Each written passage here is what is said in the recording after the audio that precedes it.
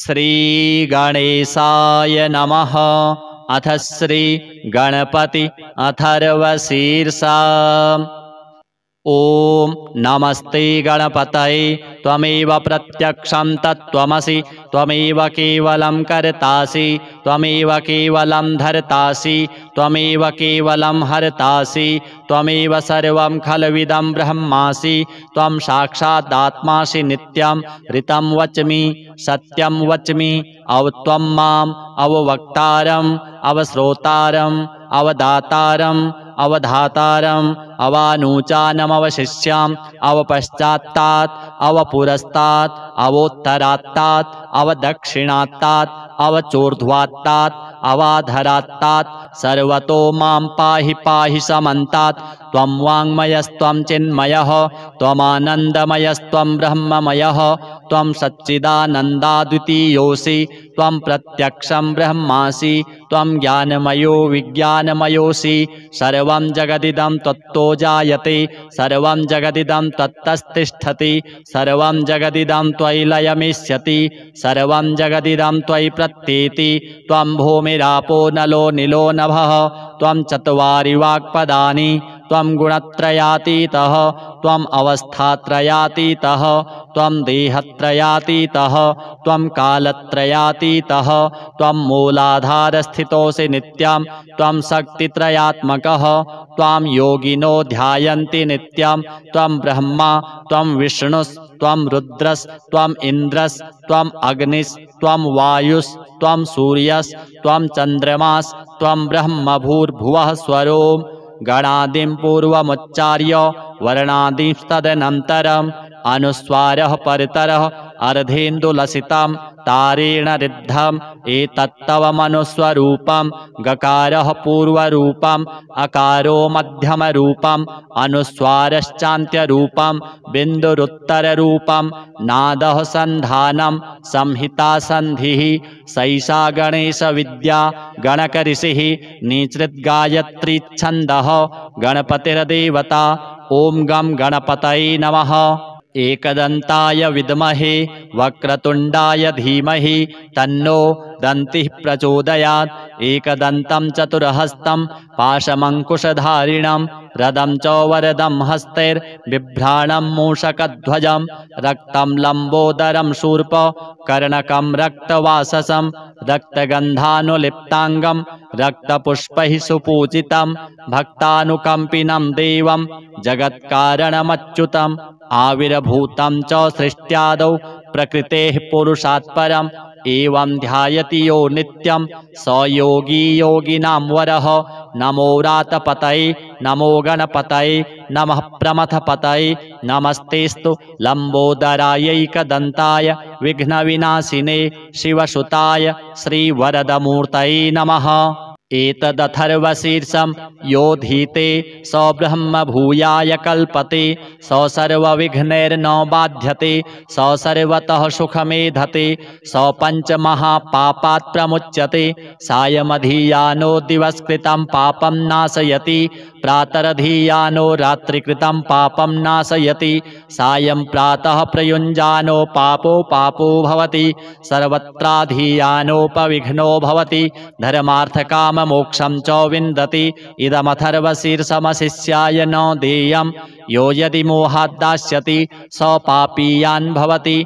सहस्रावर्तनाद्यं यं काममधीते तं तमनेन साधयेत् अनेन गणपतिमभिषिञ्चति स वाग्मी भवति।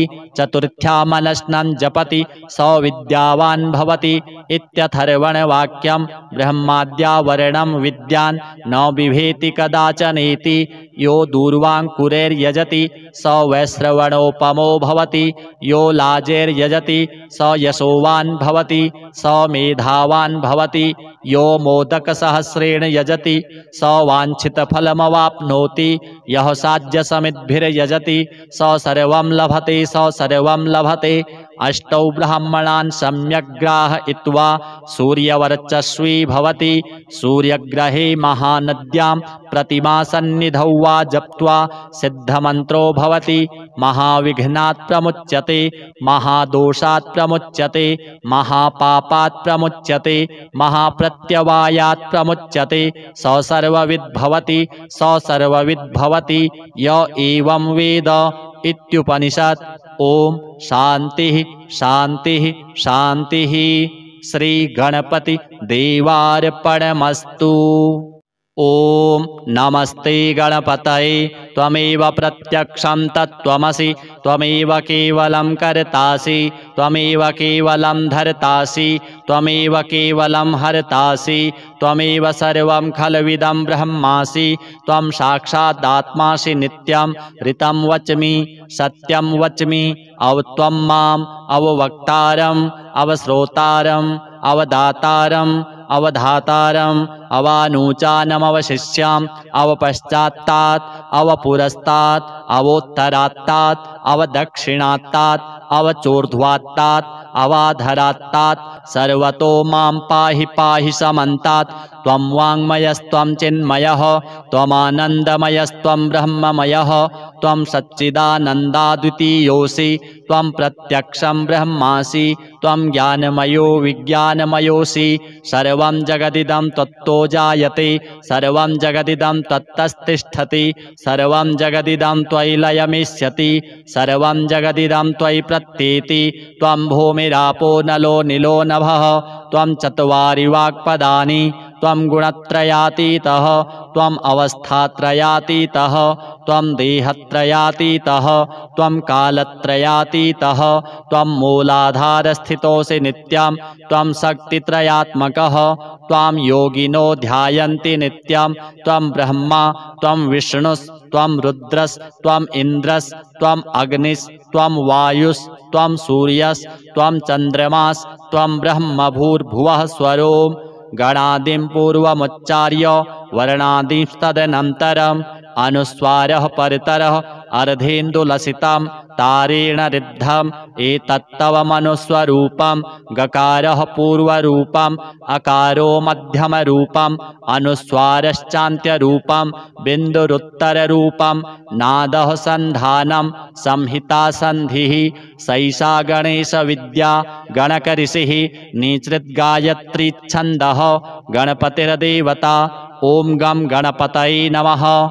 एकदन्ताय विद्महे वक्रतुण्डाय धीमहि तन्नो दन्तिः प्रचोदयात्। एकदन्तं चतुर्हस्तं पाशमङ्कुशधारिणं रदं च वरदं हस्तैर्बिभ्राणं मूषकध्वजं रक्तं लम्बोदरं शूर्प कर्णकं रक्तवाससं रक्तगन्धानुलिप्ताङ्गं रक्तपुष्पैः सुपूजितं भक्तानुकम्पिनं देवं जगत्कारणमच्युतम्। आविर्भूतं च सृष्ट्यादौ प्रकृतेः पुरुषात् परम् एवं ध्यायति यो नित्यं स योगी योगिनां वरः। नमो व्रातपतये नमो गणपतये नमः प्रमथपतये नमस्तेस्तु लम्बोदरायैकदन्ताय विघ्नविनाशिने शिवसुताय श्रीवरदमूर्तये नमः। एतदथर्वशीर्षं योधीते स ब्रह्म भूयाय कल्पते स सर्वविघ्नैर्न बाध्यते स सर्वतः सुखमेधते स पञ्चमहापापात् प्रमुच्यते। सायमधीयानो दिवसकृतं पापं नाशयति प्रातरधीयानो रात्रिकृतं पापं नाशयति। सायं प्रातः प्रयुञ्जानो पापो पापो भवति सर्वत्राधीयानोपविघ्नो भवति धर्मार्थकाममोक्षं च विन्दति। इदमथर्वशीर्षमशिष्याय न देयं यो यदि मोहात् दास्यति स पापीयान् भवति। सहस्रावर्तनाद्यं यं काममधीते तं तमनेन साधयेत् अनेन गणपतिमभिषिञ्चति स वाग्मी भवति। चतुर्थ्यामनश्नं जपति स विद्यावान् भवति इत्यथर्वणवाक्यं। ब्रह्माद्या वर्णं विद्यान् न बिभेति कदाचनेति यो दूर्वाङ्कुरैर्यजति स वैश्रवणोपमो भवति यो लाजैर्यजति स यशोवान् भवति स मेधावान् भवति यो मोदकसहस्रेण यजति स वाञ्छितफलमवाप्नोति यः साध्यसमिद्भिर्यजति स सर्वं लभते स सर्वं लभते अष्टौ ब्राह्मणान् सम्यक् ग्राहयित्वा सूर्यवर्चस्वी भवति सूर्यग्रहे महानद्यां प्रतिमासन्निधौ वा जप्त्वा सिद्धमन्त्रो भवति महाविघ्नात् प्रमुच्यते महादोषात् प्रमुच्यते महापापात् प्रमुच्यते महाप्रत्यवायात् प्रमुच्यते स सर्वविद् भवति स सर्वविद् भवति य एवं वेद इत्युपनिषत्। ओम शांतिः शांतिः शांतिः। श्री गणपति देवार्पणमस्तु। ओम नमस्ते गणपतये त्वमेव प्रत्यक्षं तत्त्वमसि त्वमेव केवलं कर्तासि त्वमेव केवलं धर्तासि त्वमेव केवलं हर्तासि त्वमेव सर्वं खल्विदं ब्रह्मासि त्वं साक्षादात्मासि नित्यं ऋतं वच्मि सत्यं वच्मि अवत्वं माम् अववक्तारम् अवश्रोतारम् अवदातारम् अवधातारम् अवानूचानमवशिष्याम् अवपश्चात्तात् अवपुरस्तात् अवोत्तरात्तात् अवदक्षिणात्तात् अवचोर्ध्वात्तात् अवाधरात्तात् सर्वतो मां पाहि पाहि समन्तात् त्वं वाङ्मयस्त्वं चिन्मयः त्वमानन्दमयस्त्वं ब्रह्ममयः त्वं सच्चिदानन्दाद्वितीयोऽसि त्वं प्रत्यक्षं ब्रह्मासि त्वं ज्ञानमयो विज्ञानमयोऽसि सर्वं जगदिदं तत्तो जायते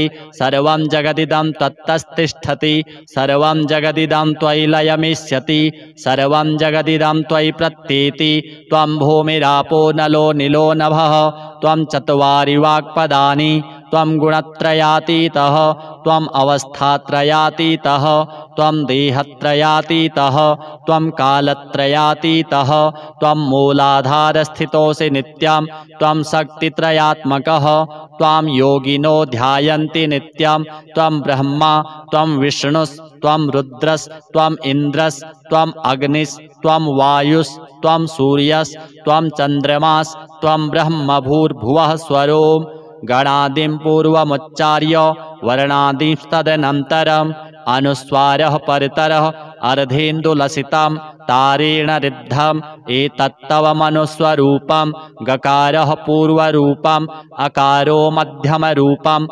अनुस्वारश्चान्त्यरूपं बिन्दुरुत्तररूपं नादः सन्धानं संहिता सन्धिः सैषा गणेशविद्या गणकऋषिः निसृद्गायत्री छन्दः गणपतिर्देवता। ॐ गं गणपतये नमः। एकदन्ताय विद्महे वक्रतुण्डाय धीमहि तन्नो दन्तिः प्रचोदयात्। एकदन्तं चतुर्हस्तं पाशमङ्कुशधारिणं रदं च वरदं हस्तैर्बिभ्राणं मूषकध्वजं रक्तं लम्बोदरं शूर्प कर्णकं रक्तवाससं रक्तगन्धानुलिप्ताङ्गं रक्तपुष्पैः सुपूजितं भक्तानुकम्पिनं देवं जगत्कारणमच्युतम् आविर्भूतं च सृष्ट्यादौ प्रकृतेः पुरुषात् परम् एवं ध्यायति यो नित्यं स योगी योगिनां वरः। नमो रातपतये नमो गणपतये नमः प्रमथपतये नमस्तेस्तु लम्बोदरायैकदन्ताय विघ्नविनाशिने शिवसुताय श्रीवरदमूर्तये नमः। एतदथर्वशीर्षं यो धीते स ब्रह्म भूयाय कल्पते स सर्वविघ्नैर्न बाध्यते स सर्वतः सुखमेधते स पञ्चमहापापात् प्रमुच्यते सायमधीयानो दिवसकृतं पापं नाशयति प्रातरधीयानो रात्रिकृतं पापं नाशयति सायं प्रातः प्रयुञ्जानो पापो भवति सर्वत्राधीयानोपविघ्नो भवति धर्मार्थकाम मोक्षं च विन्दति इदमथर्वशीर्षमशिष्याय न देयं यो यदि मोहात् दास्यति स पापीयान् भवति सहस्रावर्तनाद्यं यं काममधीते तं तमनेन साधयेत् अनेन गणपतिमभिषिञ्चति स वाग्मी भवति चतुर्थ्यामनश्नं जपति स विद्यावान् भवति इत्यथर्वणवाक्यं ब्रह्माद्यावरणं विद्यान् न बिभेति कदाचनेति यो दूर्वाङ्कुरैर्यजति स वैश्रवणोपमो भवति यो लाजैर्यजति स यशोवान् भवति स मेधावान् भवति यो मोदकसहस्रेण यजति स वाञ्छितफलमवाप्नोति यः साध्यसमिद्भिर्यजति स सर्वं लभते स सर्वं लभते अष्टौ ब्राह्मणान् सम्यग्राहयित्वा सूर्यवर्चस्वी भवति सूर्यग्रहे महानद्यां प्रतिमासन्निधौ वा जप्त्वा सिद्धमन्त्रो भवति महाविघ्नात् प्रमुच्यते महादोषात् प्रमुच्यते महापापात् प्रमुच्यते महाप्रत्यवायात् प्रमुच्यते स सर्वविद् भवति स सर्वविद् भवति य एवं वेद इत्युपनिषत्। ओम शांति शांति शांति। श्री गणपति देवार्पणमस्तु।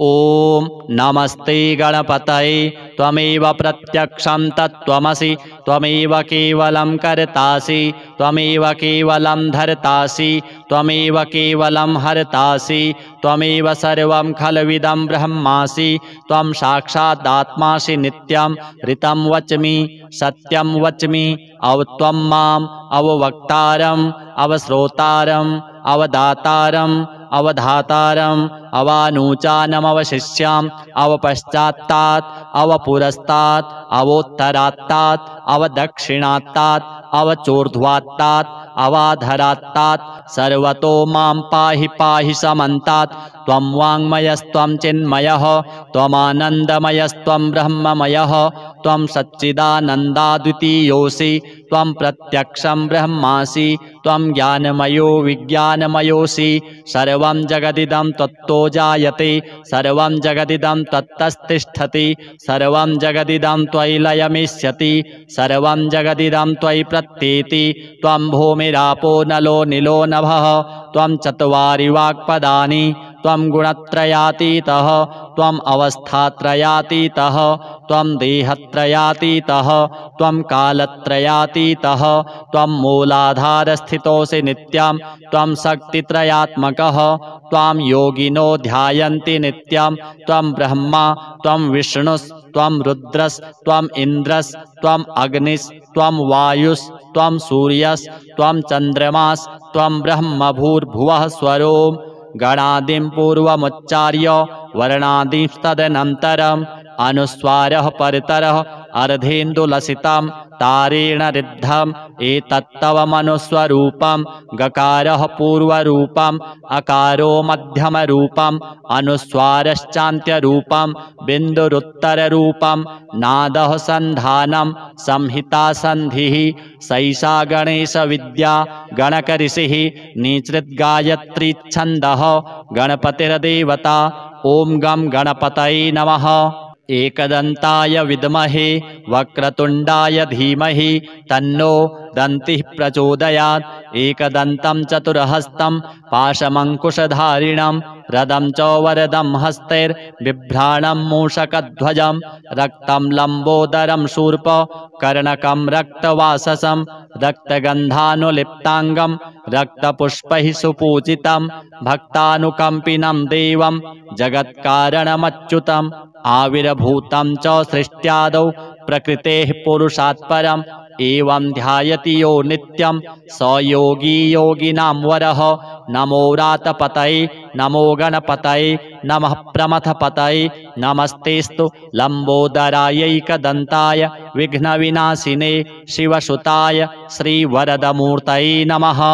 एतदथर्वशीर्षं योधीते स ब्रह्म भूयाय कल्पते स सर्वविघ्नैर्न बाध्यते स सर्वतः सुखमेधते स पञ्चमहापापात् प्रमुच्यते सायमधीयानो दिवसकृतं पापं नाशयति प्रातरधीयानो रात्रिकृतं पापं नाशयति सायं प्रातः प्रयुञ्जानो पापो भवति सर्वत्राधीयानोपविघ्नो भवति धर्मार्थकाममोक्षं च विन्दति इदमथर्वशीर्षमशिष्याय न देयं यो यदि मोहात् दास्यति स पापीयान् भवति सहस्रावर्तनाद्यं यं काममधीते तं तमनेन साधयेत् अनेन गणपतिमभिषिञ्चति स वाग्मी भवति चतुर्थ्यामनश्नं जपति स विद्यावान् भवति इत्यथर्वणवाक्यं ब्रह्माद्यावरणं विद्यान् न बिभेति कदाचनेति यो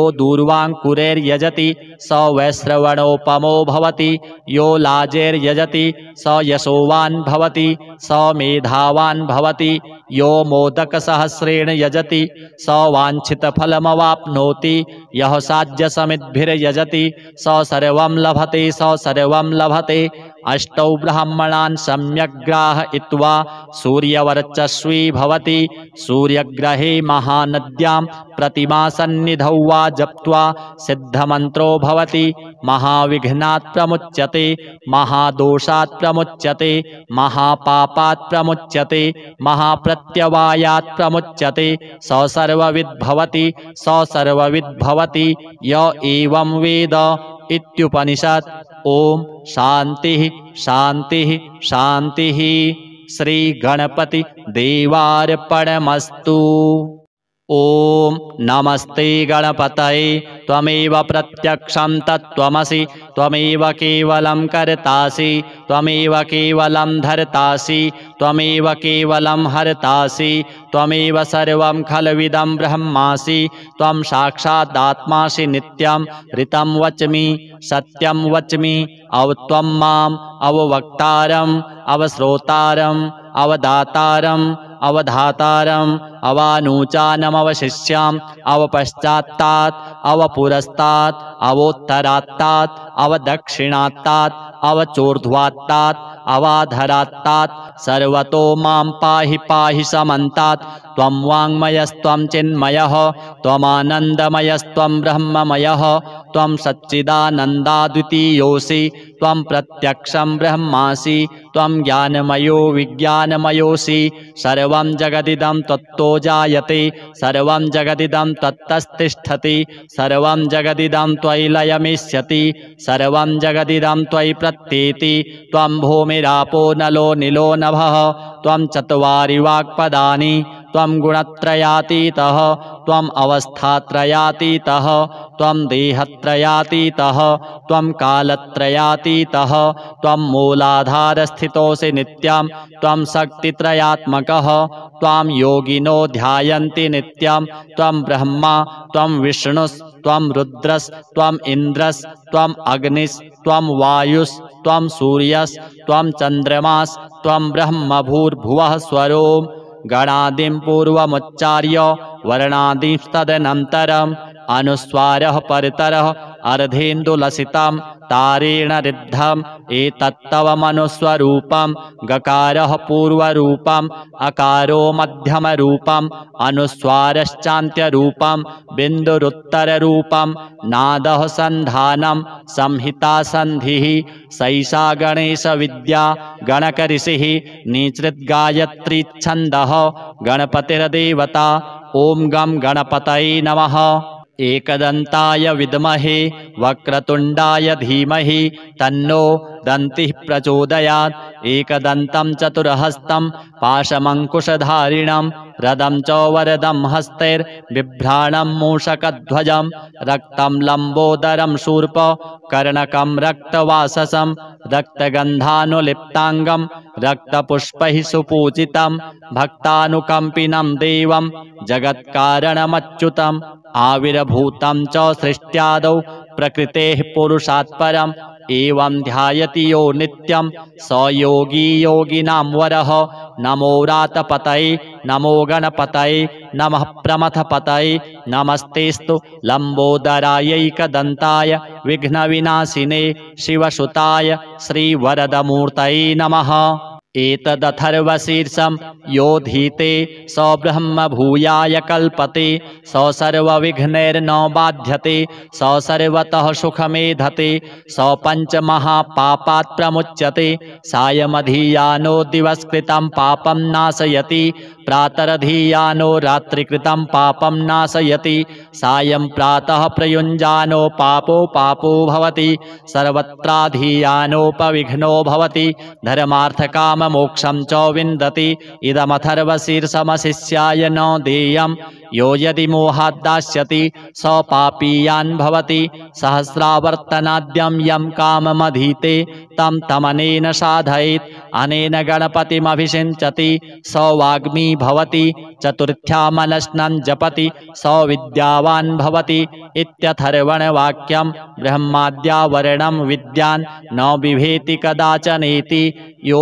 दूर्वाङ्कुरैर्यजति स वैश्रवणोपमो भवति यो लाजैर्यजति स यशोवान् भवति स मेधावान् भवति यो मोदकसहस्रेण यजति स वाञ्छितफलमवाप्नोति यः साध्यसमिद्भिर्यजति स सर्वं लभते स सर्वं लभते अष्टौ ब्राह्मणान् सम्यक् ग्राहयित्वा सूर्यवर्चस्वी भवति सूर्यग्रहे महानद्यां प्रतिमासन्निधौ वा जप्त्वा सिद्धमन्त्रो भवति महाविघ्नात् प्रमुच्यते महादोषात् प्रमुच्यते महापापात् प्रमुच्यते महाप्रत्यवायात् प्रमुच्यते स सर्वविद् भवति स सर्वविद् भवति य एवं वेद इत्युपनिषत्। ओम शांति शांति शांति। श्री गणपति देवार्पणमस्तु। ओम नमस्ते गणपतये त्वमेव प्रत्यक्षं तत्त्वमसि त्वमेव केवलं कर्तासि त्वमेव केवलं धर्तासि त्वमेव केवलं हर्तासि त्वमेव सर्वं खल्विदं ब्रह्मासि त्वं साक्षादात्मासि नित्यं ऋतं वच्मि सत्यं वच्मि अवत्वं माम् अववक्तारम् अवश्रोतारम् अवदातारम् अवधातारम् अवानूचानमवशिष्याम् अवपश्चात्तात् अवपुरस्तात् अवोत्तरात्तात् अवदक्षिणात्तात् अवचोर्ध्वात्तात् अवाधरात्तात् सर्वतो मां पाहि पाहि समन्तात् त्वं वाङ्मयस्त्वं चिन्मयः त्वमानन्दमयस्त्वं ब्रह्ममयः त्वं सच्चिदानन्दाद्वितीयोऽसि त्वं प्रत्यक्षं ब्रह्मासि त्वं ज्ञानमयो विज्ञानमयोऽसि सर्वं जगदिदं तत्तो जायते सर्वं जगदिदं तत्तस्तिष्ठति सर्वं जगदिदं त्वयि लयमिष्यति सर्वं जगदिदं त्वयि प्रत्येति त्वं भूमिरापो नलो निलो नभः त्वं चत्वारि वाक्पदानि त्वं गुणत्रयातीतः त्वम् अवस्थात्रयातीतः त्वं देहत्रयातीतः त्वं कालत्रयातीतः त्वं मूलाधारस्थितोऽसि नित्यं त्वं शक्तित्रयात्मकः त्वां योगिनो ध्यायन्ति नित्यं त्वं ब्रह्मा त्वं विष्णुस्त्वं रुद्रस्त्वम् इन्द्रस्त्वम् अग्निस्त्वं वायुस्त्वं सूर्यस्त्वं चन्द्रमास्त्वं ब्रह्मभूर्भुवः स्वरों गणादिं पूर्वमुच्चार्य वर्णादिंस्तदनन्तरम् अनुस्वारः परतरः अर्धेन्दुलसितं तारेण ऋद्धम् एतत्तवमनुस्वरूपं गकारः पूर्वरूपम् अकारो मध्यमरूपम् अनुस्वारश्चान्त्यरूपं बिन्दुरुत्तररूपं नादः सन्धानं संहिता सन्धिः सैषा गणेशविद्या गणकऋषिः निसृद्गायत्री छन्दः गणपतिर्देवता। ओम गं गणपतये नमः। एकदन्ताय विद्महे वक्रतुण्डाय धीमहि तन्नो दन्तिः प्रचोदयात्। एकदन्तं चतुर्हस्तं पाशमङ्कुशधारिणं रदं च वरदं हस्तैर्बिभ्राणं मूषकध्वजं रक्तं लम्बोदरं शूर्प कर्णकं रक्तवाससं रक्तगन्धानुलिप्ताङ्गं रक्तपुष्पैः सुपूजितं भक्तानुकम्पिनं देवं जगत्कारणमच्युतम् आविर्भूतं च सृष्ट्यादौ प्रकृतेः पुरुषात् परं एवं ध्यायति यो नित्यं स योगी योगिनां वरः। नमो रातपतये नमो गणपतये नमः प्रमथपतये नमस्तेस्तु लम्बोदरायैकदन्ताय विघ्नविनाशिने शिवसुताय श्रीवरदमूर्तये नमः। एतदथर्वशीर्षं योधीते स ब्रह्म भूयाय कल्पते स सर्वविघ्नैर्न बाध्यते स सर्वतः सुखमेधते स पञ्चमहापापात् प्रमुच्यते। सायमधीयानो दिवसकृतं पापं नाशयति प्रातरधीयानो रात्रिकृतं पापं नाशयति। सायं प्रातः प्रयुञ्जानो पापो भवति सर्वत्राधीयानोपविघ्नो भवति धर्मार्थकाम मोक्षं च विन्दति। इदमथर्वशीर्षमशिष्याय न देयं यो यदि मोहात् दास्यति स पापीयान् भवति। सहस्रावर्तनाद्यं यं काममधीते तं तमनेन साधयेत् अनेन गणपतिमभिषिञ्चति स वाग्मी भवति। चतुर्थ्यामनश्नं जपति स विद्यावान् भवति इत्यथर्वणवाक्यं। ब्रह्माद्यावरणं विद्यान् न बिभेति कदाचनेति। यो दूर्वाङ्कुरैर्यजति स वैश्रवणोपमो भवति। यो लाजैर्यजति स यशोवान् भवति स मेधावान् भवति। यो मोदकसहस्रेण यजति स वाञ्छितफलमवाप्नोति। यः साध्यसमिद्भिर्यजति स सर्वं लभते स सर्वं लभते। अष्टौ ब्राह्मणान् सम्यक् ग्राहयित्वा सूर्यवर्चस्वी भवति। सूर्यग्रहे महानद्यां प्रतिमासन्निधौ वा जप्त्वा सिद्धमन्त्रो भवति। महाविघ्नात् प्रमुच्यते महादोषात् प्रमुच्यते महापापात् प्रमुच्यते महाप्रत्यवायात् प्रमुच्यते स सर्वविद् भवति स सर्वविद् भवति य एवं वेद इत्युपनिषत्। ओम शांति शांति शांति। श्री गणपति देवार्पणमस्तु। ओम नमस्ते गणपतये त्वमेव प्रत्यक्षं तत्त्वमसि त्वमेव केवलं कर्तासि त्वमेव केवलं धर्तासि त्वमेव केवलं हर्तासि त्वमेव सर्वं खल्विदं ब्रह्मासि। त्वं साक्षादात्मासि नित्यं ऋतं वच्मि सत्यं वच्मि। त्वं माम् अववक्तारम् अवश्रोतारम् अवदातारम् अवधातारम् अवानूचानमवशिष्याम् अवपश्चात्तात् अवपुरस्तात् अवोत्तरात्तात् अवदक्षिणात्तात् अवचोर्ध्वात्तात् अवाधरात्तात् सर्वतो मां पाहि पाहि समन्तात्। त्वं वाङ्मयस्त्वं चिन्मयः त्वमानन्दमयस्त्वं ब्रह्ममयः। त्वं सच्चिदानन्दाद्वितीयोऽसि त्वं प्रत्यक्षं ब्रह्मासि। त्वं ज्ञानमयो विज्ञानमयोऽसि। सर्वं जगदिदं त्वत्तो जायते सर्वं जगदिदं त्वत्तस्तिष्ठति सर्वं जगदिदं त्वयि लयमिष्यति सर्वं जगदिदं त्वयि प्रत्येति। त्वं भूमिरापो नलो निलो नभः त्वं चत्वारि वाक्पदानि। त्वं गुणत्रयातीतः त्वम् अवस्थात्रयातीतः त्वं देहत्रयातीतः त्वं कालत्रयातीतः त्वं मूलाधारस्थितोऽसि नित्यं त्वं शक्तित्रयात्मकः। त्वां योगिनो ध्यायन्ति नित्यं त्वं ब्रह्मा त्वं विष्णुस्त्वं रुद्रस्त्वम् इन्द्रस्त्वम् अग्निस्त्वं वायुस्त्वं सूर्यस्त्वं चन्द्रमास्त्वं ब्रह्म भूर्भुवः स्वरोम्। गणादिं पूर्वमुच्चार्य वर्णादिंस्तदनन्तरम् अनुस्वारः परतरः अर्धेन्दुलसितं तारेण ऋद्धम्। एतत्तवमनुस्वरूपं गकारः पूर्वरूपम् अकारो मध्यमरूपम् अनुस्वारश्चान्त्यरूपं बिन्दुरुत्तररूपं नादः सन्धानं संहिता सन्धिः। सैषा गणेशविद्या गणकऋषिः निसृद्गायत्री छन्दः गणपतिर्देवता। ॐ गं गणपतये नमः।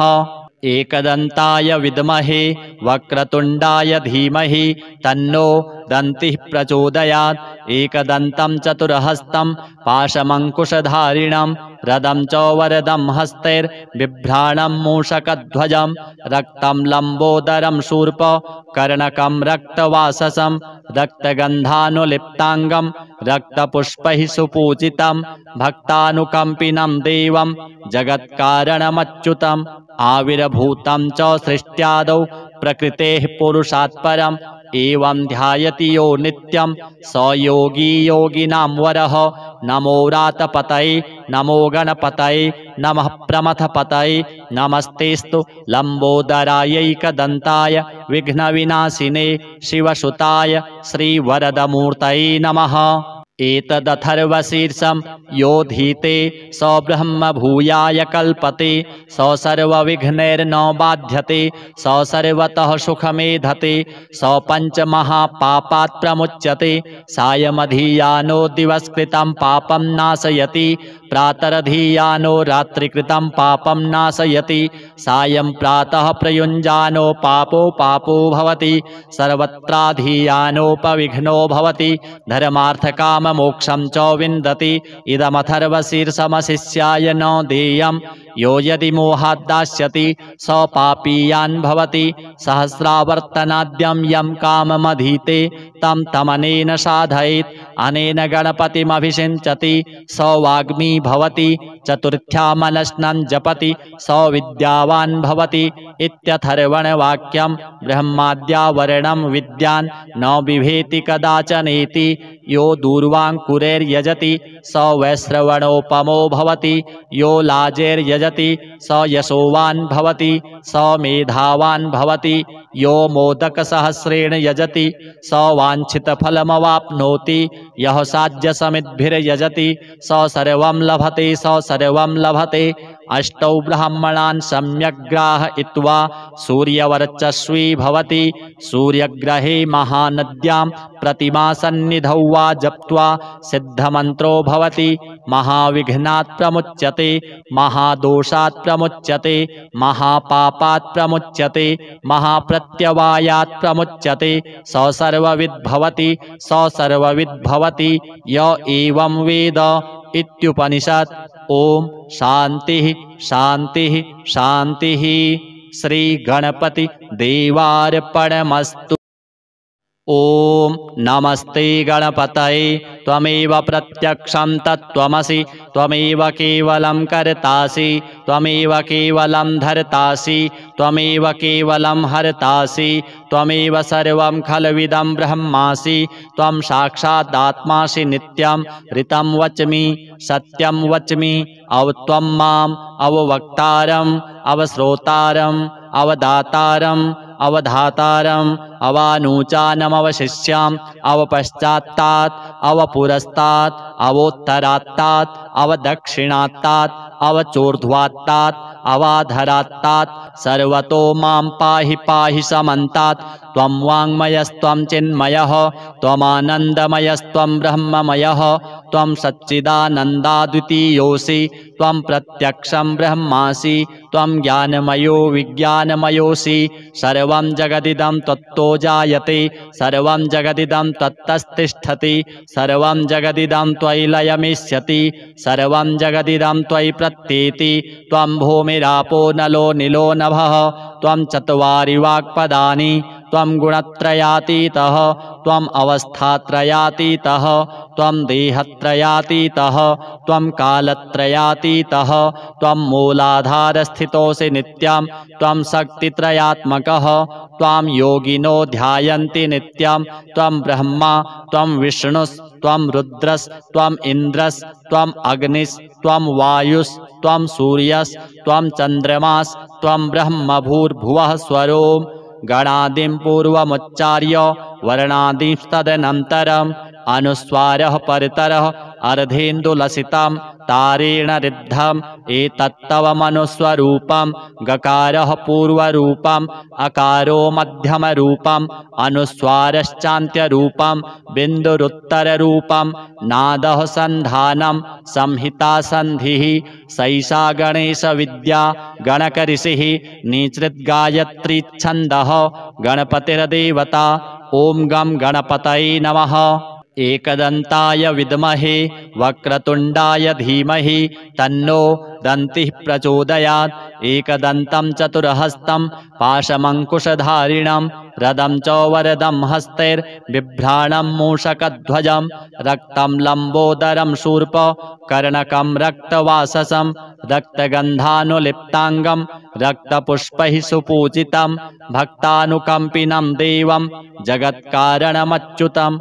आविर्भूतं च सृष्ट्यादौ प्रकृतेः पुरुषात् परम् एवं ध्यायति यो नित्यं स योगी योगिनां वरः। नमो रातपतये नमो गणपतये नमः प्रमथपतये नमस्तेस्तु लम्बोदरायैकदन्ताय विघ्नविनाशिने शिवसुताय श्रीवरदमूर्तये नमः। एतदथर्वशीर्षं यो धीते स ब्रह्म भूयाय कल्पते स सर्वविघ्नैर्न बाध्यते स सर्वतः सुखमेधते स पञ्चमहापापात् प्रमुच्यते। सायमधीयानो दिवसकृतं पापं नाशयति प्रातरधीयानो रात्रिकृतं पापं नाशयति। सायं प्रातः प्रयुञ्जानो पापो भवति सर्वत्राधीयानोपविघ्नो भवति धर्मार्थकाम मोक्षं च विन्दति। इदमथर्वशीर्षमशिष्याय न देयं यो यदि मोहात् दास्यति स पापीयान् भवति। सहस्रावर्तनाद्यं यं काममधीते तं तमनेन साधयेत् अनेन गणपतिमभिषिञ्चति स वाग्मी भवति। चतुर्थ्यामनश्नं जपति स विद्यावान् भवति इत्यथर्वणवाक्यं। ब्रह्माद्यावरणं विद्यान् न बिभेति कदाचनेति यो दूर्वाङ्कुरैर्यजति स वैश्रवणोपमो भवति। यो लाजैर्यजति स यशोवान् भवति स मेधावान् भवति। यो मोदकसहस्रेण यजति स वाञ्छितफलमवाप्नोति। यः साध्यसमिद्भिर्यजति स सर्वं लभते स सर्वं लभते। अष्टौ ब्राह्मणान् सम्यग्ग्राहयित्वा सूर्यवर्चस्वी भवति। सूर्यग्रहे महानद्यां प्रतिमासन्निधौ वा जप्त्वा सिद्धमन्त्रो भवति। महाविघ्नात् प्रमुच्यते महादोषात् प्रमुच्यते महापापात् प्रमुच्यते महाप्रत्यवायात् प्रमुच्यते स सर्वविद् भवति स सर्वविद् भवति य एवं वेद इत्युपनिषत्। ओम शांति शांति शांति। श्री गणपति देवार्पणमस्तु। ओम नमस्ते गणपतये त्वमेव प्रत्यक्षं तत्त्वमसि त्वमेव केवलं कर्तासि त्वमेव केवलं धर्तासि त्वमेव केवलं हर्तासि त्वमेव सर्वं खल्विदं ब्रह्मासि। त्वं साक्षादात्मासि नित्यं ऋतं वच्मि सत्यं वच्मि अवत्वं माम् अववक्तारम् अवश्रोतारम् अवदातारम् अवधातारम् अवानूचानमवशिष्याम् अवपश्चात्तात् अवपुरस्तात् अवोत्तरात्तात् अवदक्षिणात्तात् अवचोर्ध्वात्तात् अवाधरात्तात् सर्वतो मां पाहि पाहि समन्तात्। त्वं वाङ्मयस्त्वं चिन्मयः त्वमानन्दमयस्त्वं ब्रह्ममयः त्वं सच्चिदानन्दाद्वितीयोऽसि त्वं प्रत्यक्षं ब्रह्मासि त्वं ज्ञानमयो विज्ञानमयोऽसि।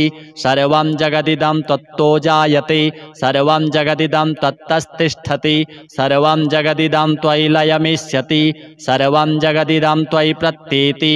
त्वं भूमिरापो नलो निलो नभः त्वं चत्वारि वाक्पदानि त्वं गुणत्रयातीतः त्वम् अवस्थात्रयातीतः त्वं देहत्रयातीतः त्वं कालत्रयातीतः त्वं मूलाधारस्थितोऽसि नित्यं त्वं शक्तित्रयात्मकः त्वां योगिनो ध्यायन्ति नित्यं। त्वं ब्रह्मा त्वं विष्णुस्त्वं रुद्रस्त्वम् इन्द्रस्त्वम् अग्निस्त्वं वायुस्त्वं सूर्यस्त्वं चन्द्रमास्त्वं ब्रह्मभूर्भुवः स्वरोम्। गणादिं पूर्वमुच्चार्य वर्णादिंस्तदनन्तरम् अनुस्वारः परतरः अर्धेन्दुलसितं तारेण ऋद्धम् एतत्तव मनुस्वरूपं गकारः पूर्वरूपम् अकारो मध्यमरूपम् अनुस्वारश्चान्त्यरूपं बिन्दुरुत्तररूपं नादः सन्धानं संहिता सन्धिः सैषा गणेशविद्या गणकऋषिः निसृद्गायत्री छन्दः गणपतिर्देवता ॐ गं गणपतये नमः। एकदन्ताय विद्महे वक्रतुण्डाय धीमहि तन्नो दन्तिः प्रचोदयात्। एकदन्तं चतुर्हस्तं पाशमङ्कुशधारिणं रदं च वरदं हस्तैर्बिभ्राणं मूषकध्वजं रक्तं लम्बोदरं शूर्प कर्णकं रक्तवाससं रक्तगन्धानुलिप्ताङ्गं रक्तपुष्पैः सुपूजितं भक्तानुकम्पिनं देवं जगत्कारणमच्युतम् आविर्भूतं च सृष्ट्यादौ प्रकृतेः पुरुषात् परम् एवं ध्यायति यो नित्यं स योगी योगिनां वरः। नमो रातपतये नमो गणपतये नमः प्रमथपतये नमस्तेस्तु लम्बोदरायैकदन्ताय विघ्नविनाशिने शिवसुताय श्रीवरदमूर्तये नमः।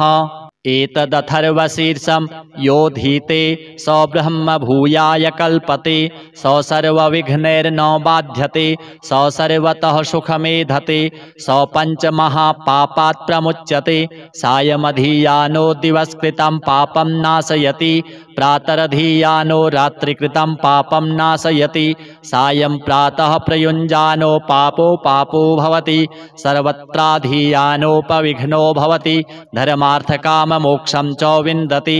इदमथर्वशीर्षमशिष्याय न देयं यो यदि मोहात् दास्यति स पापीयान् भवति सहस्रावर्तनाद्यं यं काममधीते तं तमनेन साधयेत् अनेन गणपतिमभिषिञ्चति स वाग्मी भवति चतुर्थ्यामनश्नं जपति स विद्यावान् भवति इत्यथर्वणवाक्यं ब्रह्माद्यावरणं विद्यान् न बिभेति कदाचनेति यो दूर्वाङ्कुरैर्यजति स वैश्रवणोपमो भवति यो लाजैर्यजति स यशोवान् भवति स मेधावान् भवति यो मोदकसहस्रेण यजति स वाञ्छितफलमवाप्नोति यः साध्यसमिद्भिर्यजति स सर्वं लभते स सर्वं लभते। अष्टौ ब्राह्मणान् सम्यग्राहयित्वा सूर्यवर्चस्वी भवति सूर्यग्रहे महानद्यां प्रतिमासन्निधौ वा जप्त्वा सिद्धमन्त्रो भवति महाविघ्नात् प्रमुच्यते महादोषात् प्रमुच्यते महापापात् प्रमुच्यते महाप्रत्यवायात् प्रमुच्यते स सर्वविद् भवति स सर्वविद् भवति य एवं वेद इत्युपनिषत्। ओम शांति शांति शांति। श्री गणपति देवार्पणमस्तु।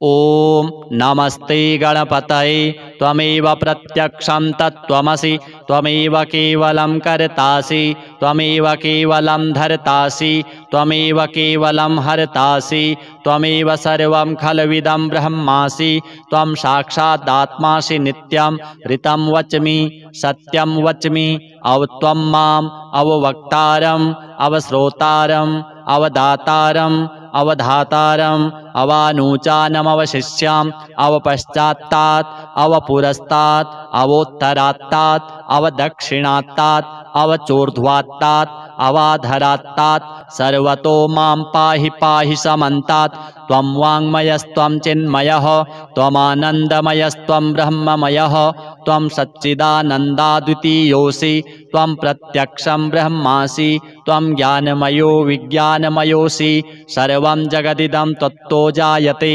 सर्वं जगदिदं त्वत्तस्तिष्ठति सर्वं जगदिदं त्वयि लयमिष्यति सर्वं जगदिदं त्वयि प्रत्येति त्वं भूमिरापो नलो निलो नभः त्वं चत्वारि वाक्पदानि त्वं गुणत्रयातीतः त्वम् अवस्थात्रयातीतः त्वं देहत्रयातीतः त्वं कालत्रयातीतः त्वं मूलाधारस्थितोऽसि नित्यं त्वं शक्तित्रयात्मकः त्वां योगिनो ध्यायन्ति नित्यं त्वं ब्रह्मा त्वं विष्णुस्त्वं रुद्रस्त्वम् इन्द्रस्त्वम् अग्निस्त्वं वायुस्त्वं सूर्यस्त्वं चन्द्रमास्त्वं ब्रह्म भूर्भुवः स्वरो गणादिं पूर्वमुच्चार्य वर्णादिंस्तदनन्तरम् अनुस्वारः परतरः अर्धेन्दुलसितं तारेण रिद्धम् एतत्तवमनुस्वरूपं गकारः पूर्वरूपम् अकारो मध्यमरूपम् अनुस्वारश्चान्त्यरूपं बिन्दुरुत्तररूपं नादः सन्धानं संहिता सन्धिः सैषा गणेशविद्या गणकऋषिः निसृद्गायत्री छन्दः गणपतिर्देवता ॐ गं गणपतये नमः। एकदन्ताय विद्महे वक्रतुण्डाय धीमहि तन्नो दन्तिः प्रचोदयात्। एकदन्तं चतुर्हस्तं पाशमङ्कुशधारिणं रदं च वरदं हस्तैर्बिभ्राणं मूषकध्वजं रक्तं लम्बोदरं शूर्प कर्णकं रक्तवाससं रक्तगन्धानुलिप्ताङ्गं रक्तपुष्पैः सुपूजितं भक्तानुकम्पिनं देवं जगत्कारणमच्युतम् आविर्भूतं च सृष्ट्यादौ प्रकृतेः पुरुषात् परम् एवं ध्यायति यो नित्यं स योगी योगिनां वरः। नमो रातपतये नमो गणपतये नमः प्रमथपतये नमस्तेस्तु लम्बोदरायैकदन्ताय विघ्नविनाशिने शिवसुताय श्रीवरदमूर्तये नमः। एतदथर्वशीर्षं योधीते स ब्रह्म भूयाय कल्पते स सर्वविघ्नैर्न बाध्यते स सर्वतः सुखमेधते स पञ्चमहापापात् प्रमुच्यते सायमधियानो दिवसकृतं पापं नाशयति प्रातरधियानो रात्रिकृतं पापं नाशयति सायं प्रातः प्रयुञ्जानो पापो भवति सर्वत्राधियानोपविघ्नो भवति धर्मार्थकाममोक्षं च विन्दति।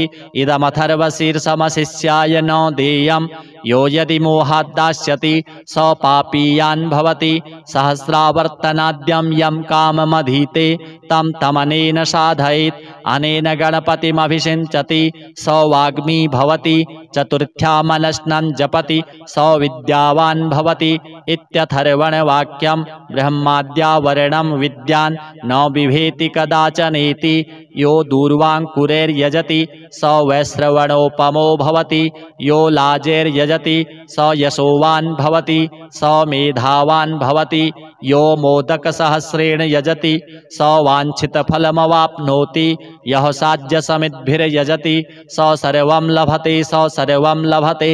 अष्टौ ब्राह्मणान् सम्यक् ग्राहयित्वा सूर्यवर्चस्वी भवति सूर्यग्रहे महानद्यां प्रतिमासन्निधौ वा जप्त्वा सिद्धमन्त्रो भवति महाविघ्नात् प्रमुच्यते महादोषात् प्रमुच्यते महापापात् प्रमुच्यते महाप्रत्यवायात् प्रमुच्यते स सर्वविद् भवति स सर्वविद् भवति य एवं वेद इत्युपनिषत्।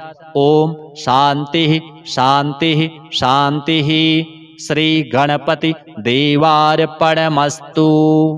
ओम नमस्ते गणपतये त्वमेव प्रत्यक्षं तत्त्वमसि त्वमेव केवलं कर्तासि त्वमेव केवलं धर्तासि त्वमेव केवलं हर्तासि त्वमेव सर्वं खल्विदं ब्रह्मासि त्वं साक्षादात्मासि नित्यं ऋतं वच्मि सत्यं वच्मि अवत्वं माम् अववक्तारम् अवश्रोतारम् अवदातारम् अवधातारम् अवानूचानमवशिष्याम् अवपश्चात्तात् अवपुरस्तात् अवोत्तरात्तात् अवदक्षिणात्तात् अवचोर्ध्वात्तात् अवाधरात्तात् सर्वतो मां पाहि पाहि समन्तात्। त्वं वाङ्मयस्त्वं चिन्मयः त्वमानन्दमयस्त्वं ब्रह्ममयः त्वं सच्चिदानन्दाद्वितीयोऽसि त्वं प्रत्यक्षं ब्रह्मासि त्वं ज्ञानमयो विज्ञानमयोऽसि सर्वं जगदिदं त्वत्तो जायते सर्वं जगदिदं त्वत्तस्तिष्ठति सर्वं जगदिदं त्वयि लयमिष्यति सर्वं जगदिदं त्वयि प्रत्येति त्वं भूमिरापो नलो निलो नभः त्वं चत्वारि वाक्पदानि त्वं गुणत्रयातीतः त्वम् अवस्थात्रयातीतः त्वं देहत्रयातीतः त्वं कालत्रयातीतः त्वं मूलाधारस्थितोऽसि नित्यं त्वं शक्तित्रयात्मकः त्वां योगिनो ध्यायन्ति नित्यं त्वं ब्रह्मा त्वं विष्णुः त्वं रुद्रस् त्वं इन्द्रस् त्वं अग्निस् त्वं वायुस् त्वं सूर्यस् त्वं चन्द्रमास् त्वं ब्रह्मभूर्भुवः स्वरोम् गणादिं पूर्वमुच्चार्य वर्णादिंस्तदनन्तरम् अनुस्वारः परतरः अर्धेन्दुलसितं तारेण ऋद्धम् एतत्तवमनुस्वरूपं गकारः पूर्वरूपम् अकारो मध्यमरूपम् अनुस्वारश्चान्त्यरूपं बिन्दुरुत्तररूपं नादः सन्धानं संहिता सन्धिः सैषा गणेशविद्या गणकऋषिः निसृद्गायत्री छन्दः गणपतिर्देवता ॐ गं गणपतये नमः। एकदन्ताय विद्महे वक्रतुण्डाय धीमहि तन्नो दन्तिः प्रचोदयात्। एकदन्तं चतुर्हस्तं पाशमङ्कुशधारिणं रदं च वरदं हस्तैर्बिभ्राणं मूषकध्वजं रक्तं लम्बोदरं शूर्प कर्णकं रक्तवाससं रक्तगन्धानुलिप्ताङ्गं रक्तपुष्पैः सुपूजितं भक्तानुकम्पिनं देवं जगत्कारणमच्युतम् आविर्भूतं च सृष्ट्यादौ प्रकृतेः पुरुषात् परम् एवं ध्यायति यो नित्यं स योगी योगिनां वरः। नमो रातपतये नमो गणपतये नमः प्रमथपतये नमस्तेस्तु लम्बोदरायैकदन्ताय विघ्नविनाशिने शिवसुताय श्रीवरदमूर्तये नमः। एतदथर्वशीर्षं यो धीते स ब्रह्म भूयाय कल्पते स सर्वविघ्नैर्न बाध्यते स सर्वतः सुखमेधते स पञ्चमहापापात् प्रमुच्यते सायमधियानो दिवसकृतं पापं नाशयति प्रातरधियानो रात्रिकृतं पापं नाशयति सायं प्रातः प्रयुञ्जानो पापो भवति सर्वत्राधियानोपविघ्नो भवति धर्मार्थकाम मोक्षं च विन्दति। इदमथर्वशीर्षमशिष्याय न देयं यो यदि मोहात् दास्यति स पापीयान् भवति सहस्रावर्तनाद्यं यं काममधीते तं तमनेन साधयेत् अनेन गणपतिमभिषिञ्चति स वाग्मी भवति चतुर्थ्यामनश्नं जपति स विद्यावान् भवति इत्यथर्वणवाक्यं ब्रह्माद्यावरणं विद्यान् न बिभेति कदाचनेति यो दूर्वाङ्कुरैर्यजति स वैश्रवणोपमो भवति यो लाजैर्यजति स यशोवान् भवति स मेधावान् भवति यो मोदकसहस्रेण यजति स वाञ्छितफलमवाप्नोति यः साध्यसमिद्भिर्यजति स सर्वं लभते स सर्वं लभते। अष्टौ ब्राह्मणान् सम्यग्ग्राहयित्वा सूर्यवर्चस्वी भवति सूर्यग्रहे महानद्यां प्रतिमासन्निधौ वा जप्त्वा सिद्धमन्त्रो भवति महाविघ्नात् प्रमुच्यते महादोषात् प्रमुच्यते महापापात् प्रमुच्यते महाप्रत्यवायात् प्रमुच्यते स सर्वविद् भवति स सर्वविद् भवति य एवं वेद इत्युपनिषत्। ओम शांतिः शांतिः शांतिः। श्री गणपति देवार्पणमस्तु।